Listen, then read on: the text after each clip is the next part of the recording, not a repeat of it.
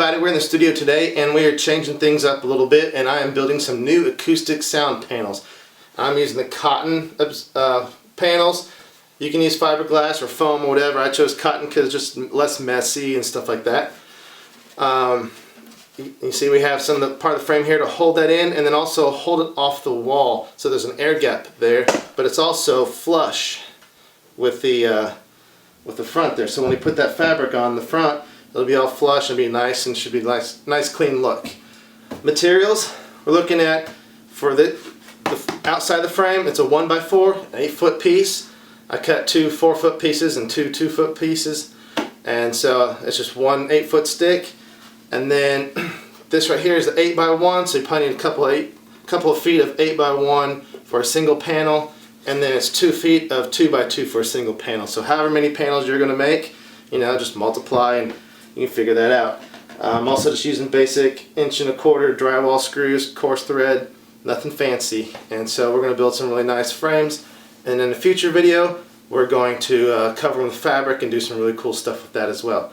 First things first, I cut 2 4-foot sections of the 1x4 wood.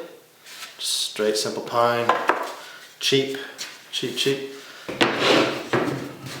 And then we're also going to need 2 2-foot sections, which I have not cut yet, and so we're going to do that right now.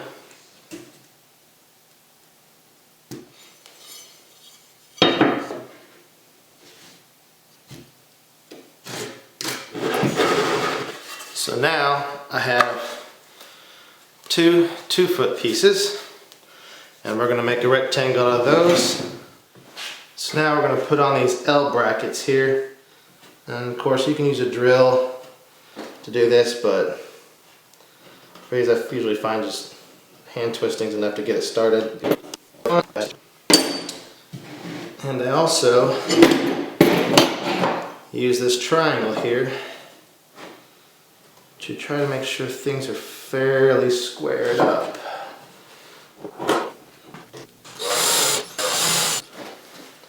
Alright, so as you can see, we have a gap here between our boards because, you know, it's cheap pine wood. It bends, it flexes. Even if you try to select the best when you're at the store, you're going to spend 30 minutes there trying to pick out the best pieces and come home, cut it, and put it together, and it still does this. So anyways, I wouldn't recommend putting 30 minutes into selecting your wood. But, so you want to kind of close the gap as much as you can right here.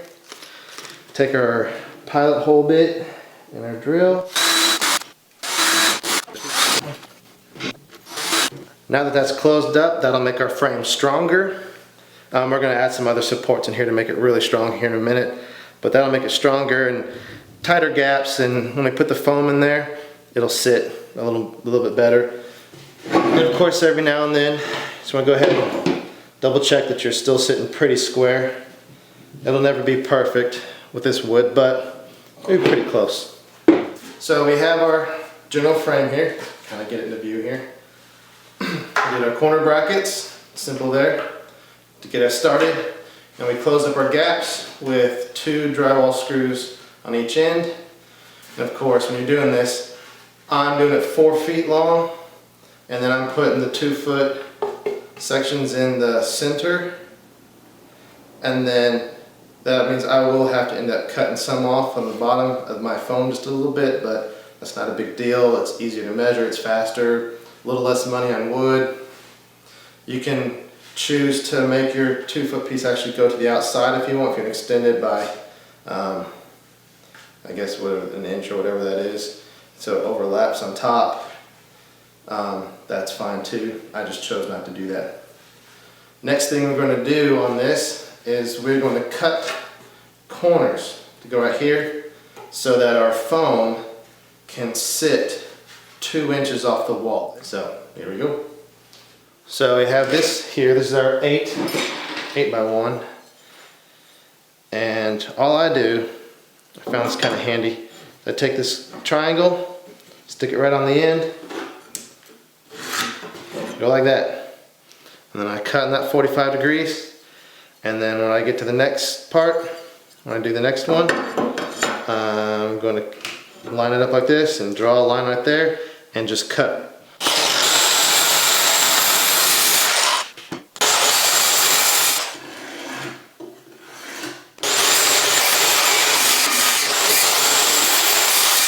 Now we have 4 pieces, triangles that are relatively similar in size, pretty stinking close, and we're going to put those on.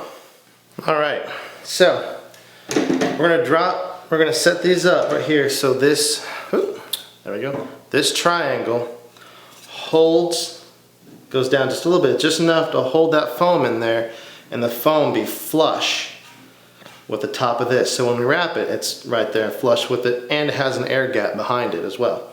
So that's going to be pretty hard just to hold that right there. So a nice little trick, you just take 2 of these guys, and you stick them right there, just stack them on top of each other.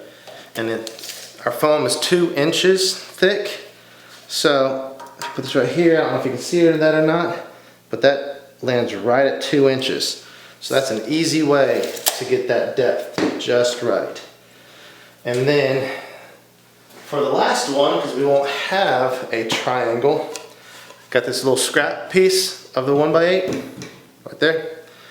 And I'll just use that instead. I mean, I could use it here, but it's kind of nice to have triangle on top of triangle right there. So all we're going to do, just like we did earlier, we're going to take pilot holes, 2 here, 2 here, drywall screws, and we're going to do that all the way around, all 4 corners, and that'll make this really pretty solid. Now when we're doing our pilot holes here, it's kind of hard to just guess, you know, right there. So what I do is I take the tape measure on this side, since that's right where it's going to be, and it's that's a little over 1.5 inches, you know, just a little over 1.5 inches. So I come on this side right here, and I'm just going to drop it down to 1.25 inches and mark a hole for my pilot hole.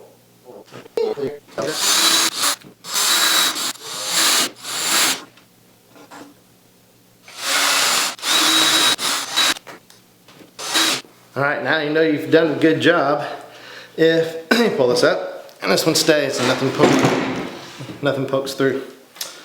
So we'll just do the others.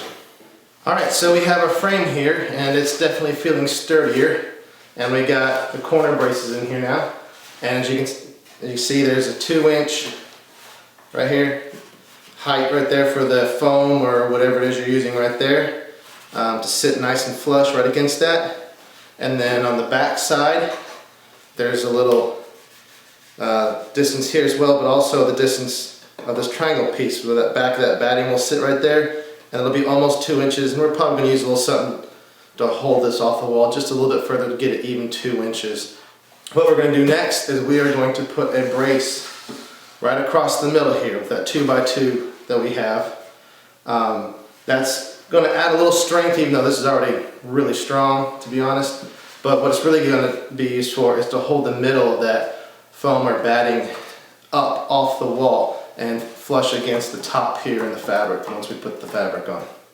So what I'm going to do with this 2x2 that we have here, normally I kind of measure it, but I get a little lazy sometimes, and I just go right here and we're just going to mark it off.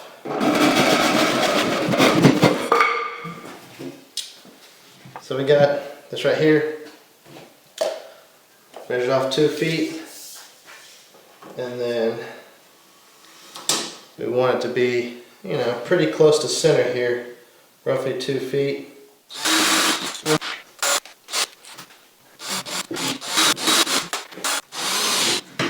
Pull that together nice and tight. Be fairly squared off, doesn't have to be perfect. And now it's time to go put our foam in. Alright, you can see the one there kind of completed that I did yesterday, and then I also have our frame that we just finished up. I didn't get foam and I didn't get fiberglass panels. I got the cotton batting. So it's nice because it doesn't make the same mess that fiberglass does and all that stuff. And it's cheaper than foam. So if you look here, that it sticks off the end just a little bit, and I just cut that off.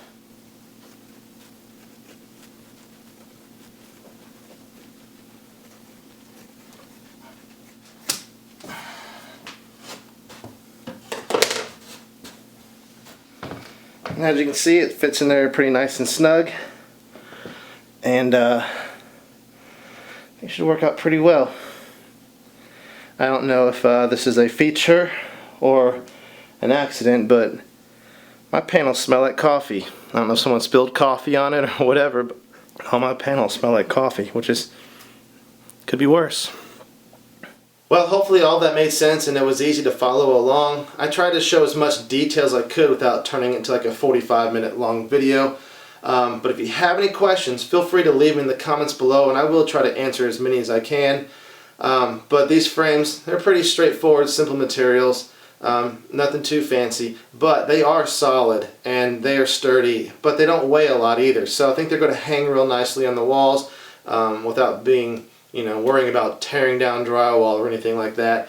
But once we cover them, I think they're also going to look real nice and clean and professional as well. And I got about at least 5 more to build, maybe a couple more. We'll see how that goes.